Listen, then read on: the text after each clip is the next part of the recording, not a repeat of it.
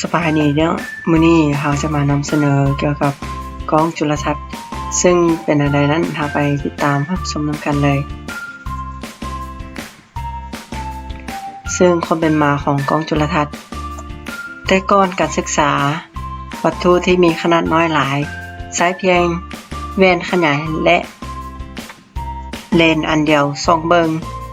เช่นเดียวกันกับการใช้แว่นขยายส่องเบิงลายมือช่วงปีพ.ศ. 2133 เซคาเรียนเจมเซนสร้างเคดแวนเซาดันประดิษฐ์กล้องจุลทรรศน์ชนิดเลนส์ประกอบด้วยแว่นขยาย2อันต่อมากาลิเลโอกาลิเลอีได้สร้างแว่นขยายส่องเบิ่งสิ่งที่มีชีวิตน้อยๆหลังจากนั้นต่อมาในปีพ.ศ. 2208 โรเบิร์ต ฮูดได้ประดิษฐ์กล้องจุลทรรศน์เลนส์ที่ประกอบที่มีลำกล้องหุบห่างสวยงาม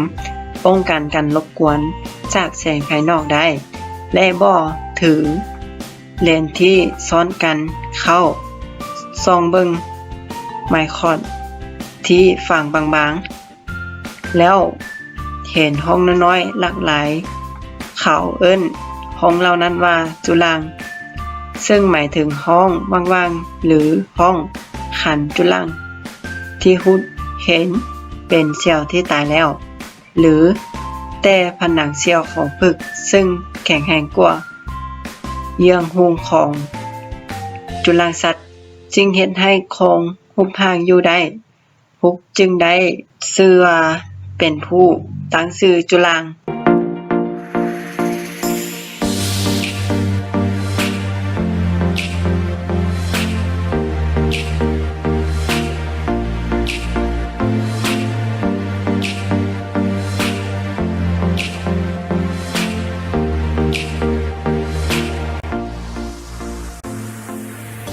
ก่อนอื่นอาจารย์ก็จะ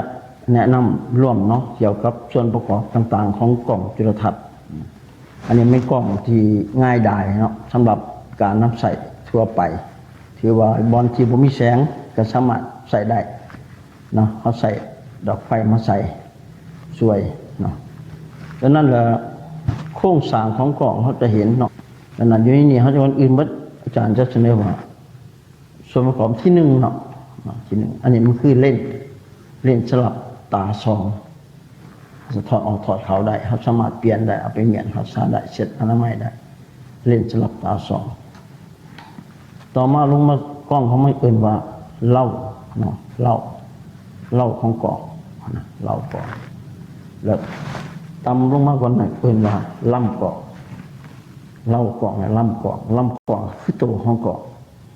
ตัวที่นี่แก้วขยายส่วนลวงหลายมันอยู่นี่เป็นสัตว์ตัวของกล้อง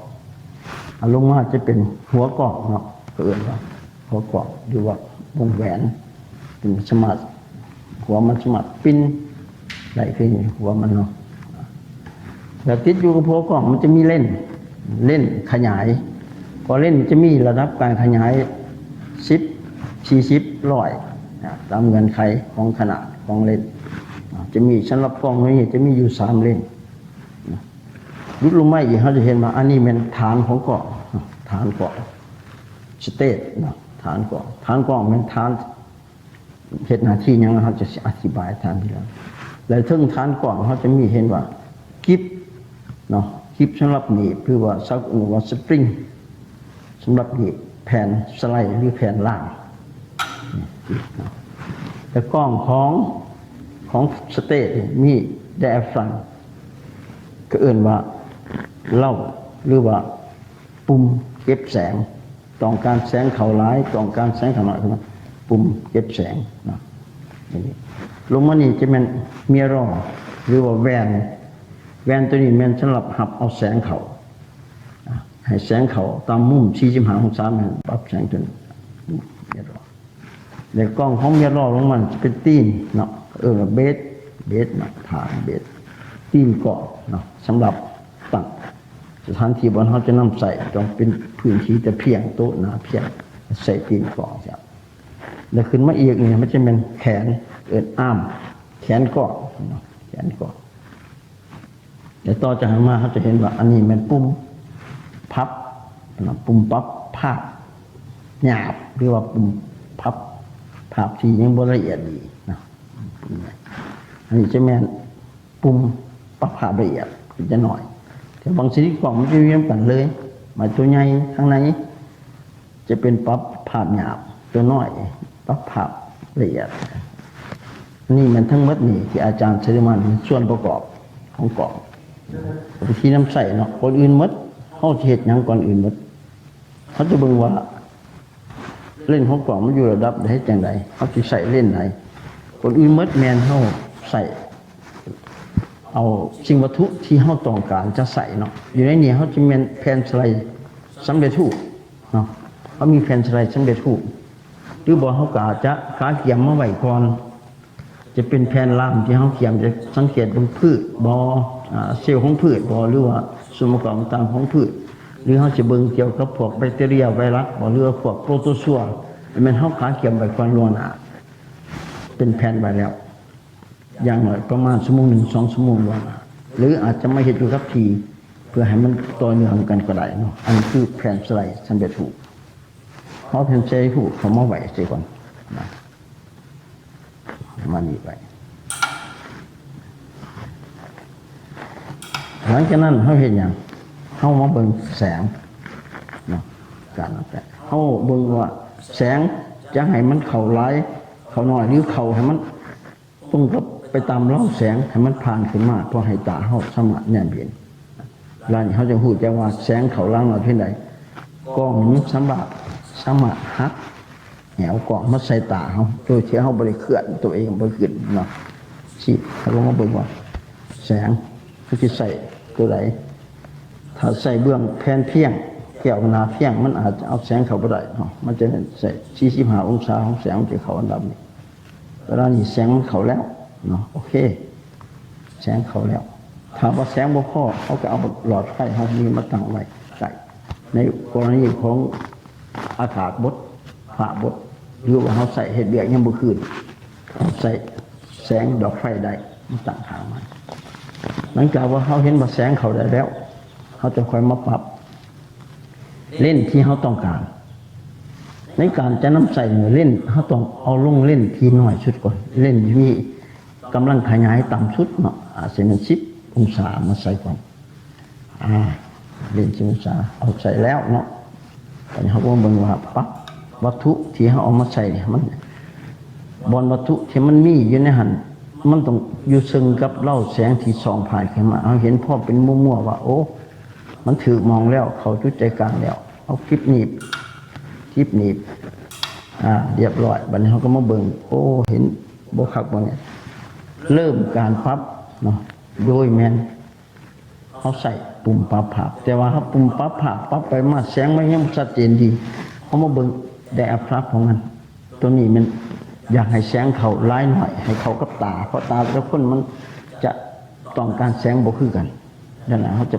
ปรับตัวนี้ถ้าถึงมาสีปิดเนาะถ้าถึงมาสีมันเปิดแสงเปิดพอดีเขากับเราตาเห็นโอ้ชัดเจนแล้วตัวนี้คือว่าสามารถจะปรับเห็นภาพได้เขาจะค่อยมาเบิ่งปรับภาพหยาบเสียก่อนให้มันเห็นเป็นหูห่างโอ้เขาเห็นแล้วเนาะเวลาเขาเบิ่งอยู่นี่ห้ามรับตาเนาะตาทั้งสองเบื้องตรงมือทั้งสองเพื่อหยังเพื่อบ่ให้มันนักตาใดแต่หนึ่งหรือว่าให้การเห็นเบียของตาไปพร้อมๆกันเนาะผมว่าเพื่อว่ารักษาสุขภาพตาเขาก็ปรับโอ้เขาโอเคแล้วเห็นแล้วแต่มันบ่ชัดเจนเพื่อยังให้ชัดเจนเนาะแต่ยังบ่แน่ว่าต่ำสุดนี่มันขยายได้อีกพอนี่ซ้ำใดเขาก็มาใส่เบิ่งเล่นลองเบิ่งเล่นที่2เนาะเล่นตัวที่2นี่อาจจะขยายได้ดีกว่าบ่มาเบิ่งโอ้ตัวนี้อาจจะใหญ่ขึ้นกว่าเนาะลองเบิ่งหลายเล่นเนาะเบิ่งเล่นใหญ่โอ้เล่นตัวนี้มันขยายใหญ่โพดเพราะว่าวัตถุนี่มันใหญ่อยู่แล้วไปขยายตื่นมันพลู่เนาะเขาก็ปรับสอหาเล่นที่เหมาะสมนี่ได้ขาดเครื่องกลางแบบอาจจะบ่น้อยเกินไปหรือบ่ใหญ่เกินไปเขาใส่เล่นตัวที่พอดีโอเคมาปรับเติมอีก ปรับปรุงภาพนะครับโอ้เห็นแล้วแต่บ่ชัดเจนเขามาปรับปรุงละเอียดปรับละเอียดปรับให้มันพอดี เพราะว่าการปรับตัวนี้มันสำหรับตาไผตามันบางคนโอ้ทำนี่เห็นแล้วโอเคแจ้งแล้วแต่บางคนตาบ่ดีตาบ่เห็นหุงดีแล้วปรับให้พอดีตาเจ้าของเห็นภาพดีชัดเจนวัตถุต้องให้อยู่ครึ่งหนึ่งเพราะอยู่ในหันมันจะมีเข็มสี่บอกจุดใจกลางอย่างกล่องเนาะบางกล่องจะบะกล่องตัวนี้มันจะบ่มีตัวอย่างให้ปรับเข้าไปโอเคเห็นชัดเจนแล้วถ้าเขามีกล่องแต่หูเขาเอากล่องตัวเขามาถ่ายเนาะเอากล่องถ่ายโทรศัพท์เขาสามารถถ่ายเอาภาพนี้ออกไปขยายอยู่ในแผนบริหารเขาได้เนาะตัวอย่างอันนี้คือการนำใส่ส่วนประกอบต่างๆหรือว่าวิธีนำใส่หรือเขาบอกอย่างนึงว่าการเฮ็ดเวียกของบรรดาอุปกรณ์ต่างๆส่วนประกอบต่างๆของกล่องคือบ่มีทั้งหลายแต่เดี๋ยวนี้การปรับอยู่ในระยะที่มินๆเนาะ 0.01% ถ้าปรับไปแห้งรุดข้างกับไตรุดถ้าปรับกายมันก็กายไปกายมาเฮาบ่เห็นเหลื่อมโพดมันเหลื่อมสรุปเหลื่อมมาถ่ายรูปบ่ได้เนาะให้พวกน้องส่องมาก่อนว่าเวลาเราถ่ายมันจะได้ชัดเจนถ้ามันแสงเขาไล่ถ่ายรูปมันจะก่อนกลับมันเหลืองเลยพวกน้องมาเบิ่งดูในการกาเทียมวัตถุเพื่อจะมาสังเกตด้วยกล้องจุลทรรศน์นะเราจะมีขั้นตอนในการกาเทียมคือจะเสนอต่อไปเนาะฉะนั้นเรื่องกาเทียมมันจะมีกาเทียมเกี่ยวกับถ้าเขาจะดึงเกี่ยวกับพวกโปรโตซัวเขาก็ต้องมีน้ำอาจจะเป็นน้ำน้องน้ำบวกน้ำจากทางไห้ทางหน้าก็ได้เนาะอยู่ใกล้ตัวเขาน้ำพีซีเนี่ยก็แล้วแต่เขาเกี่ยมมาเนาะหรือบางพวกโปรโตซัวหรือว่าสัตว์เอกกัดจุลังเกี่ยมถ้าเขาจะเบิ่งเกี่ยวกับจุลังของพืชเนาะจะเป็นชีสได้ก็แล้วแต่อันนี้อาจารย์ยกตัวอย่างมันใบตำนินเนาะแล้วก็ตำนินบ่ใบตำนินหรือเขาจะเบิ่งองค์ประกอบสร้างของแหนก็ได้เนาะเป็นพืชเขาเกี่ยมมาไว้เป็นวัตถุที่เขาจะเขียนนี่นะแล้วอุปกรณ์อีกอันวัตถุดิบเนาะจะมีใบของถูกไหมพวกพืชใบเลี้ยงเดียวหรืออย่างพวกเครือเขาจะมีอันนี้ปีแปดแล้วก็จะมีแก้วล่างเนาะมีแก้วล่างบ้านเฮาสามารถตัดก็ได้ประมาณ1 มิลอะไรแก้วล่างแล้วก็จะมีลาแมนเนาะลาแมนเป็นแก้วแผ่นบางๆเนาะลาแมนตัวนี้บ้านเฮาก็เฮ็ดกันยากอยู่ในเป็น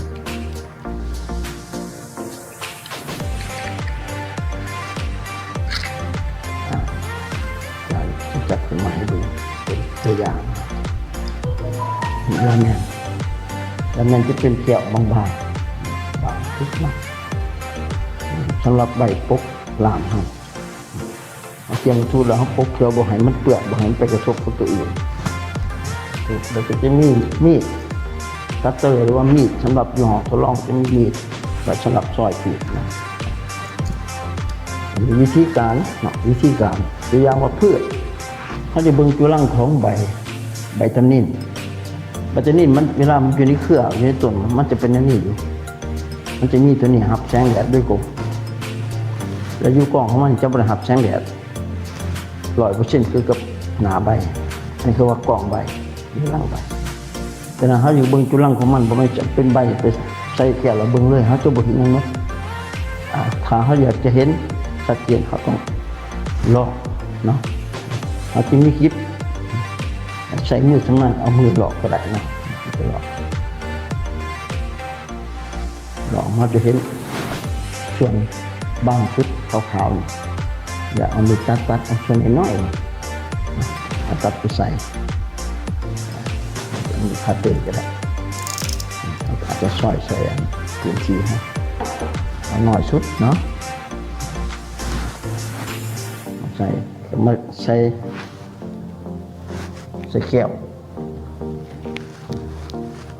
นี่เนาะเอามาแปะใส่นี่ใส่แก้ว เอามาแปะใส่นิดน้อยแปะเนาะหลังจากนั้นเขาก็เอาล่ามแล้วแม่น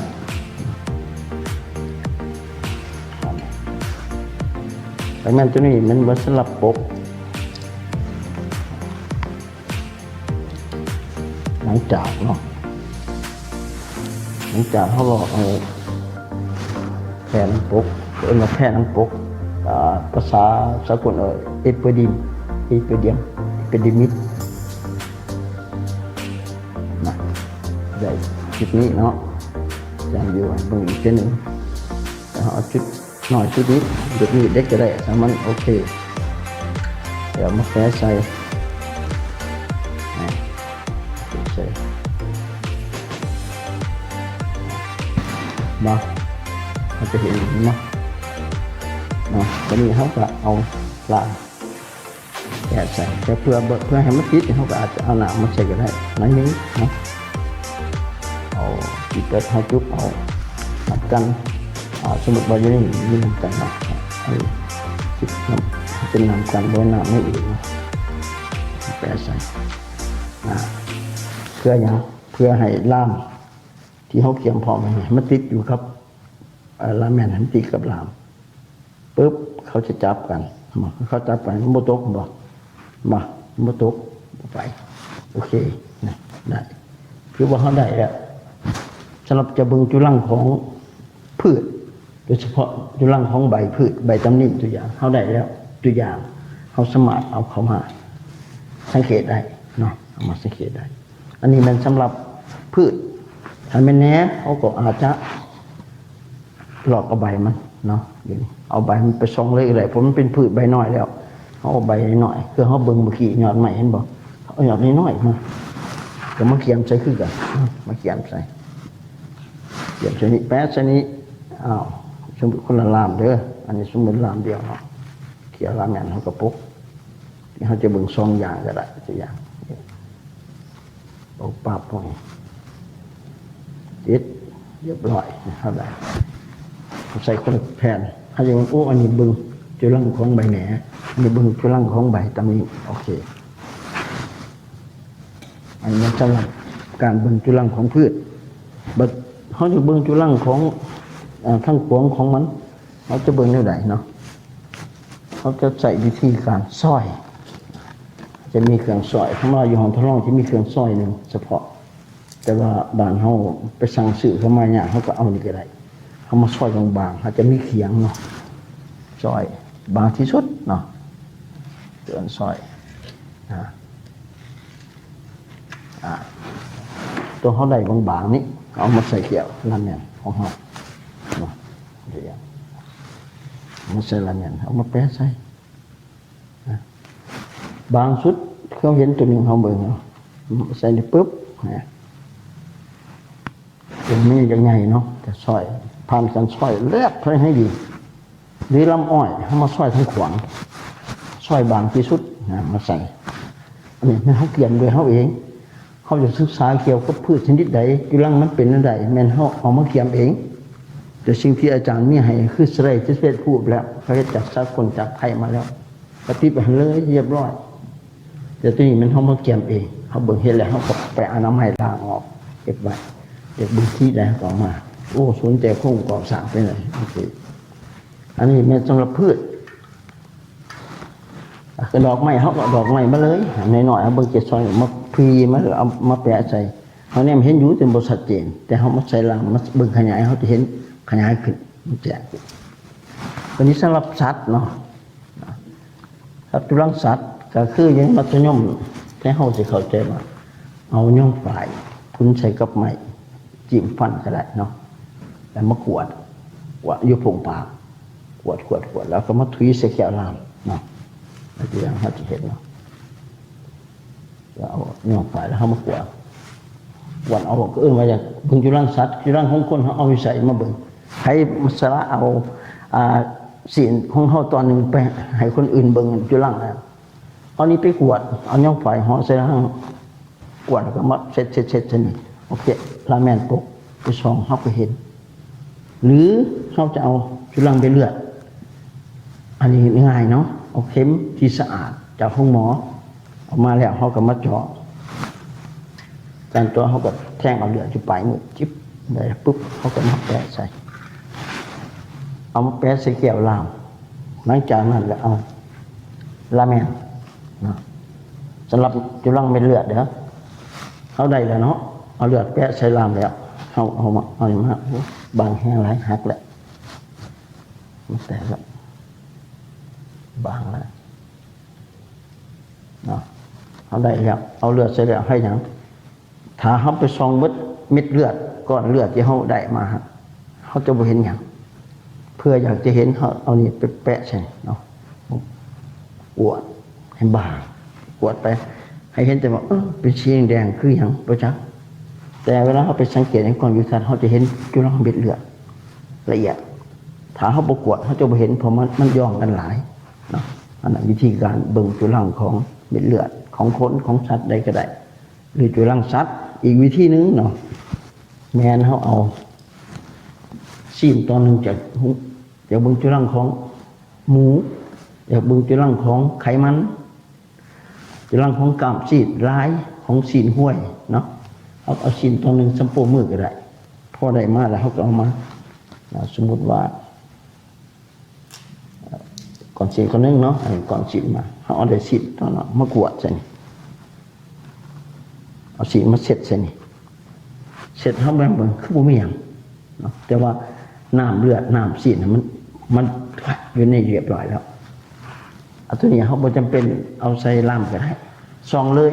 เนาะเอาไปซองเลยอันนั้นคือก่อนซีนเอามาใส่เนาะแปะใส่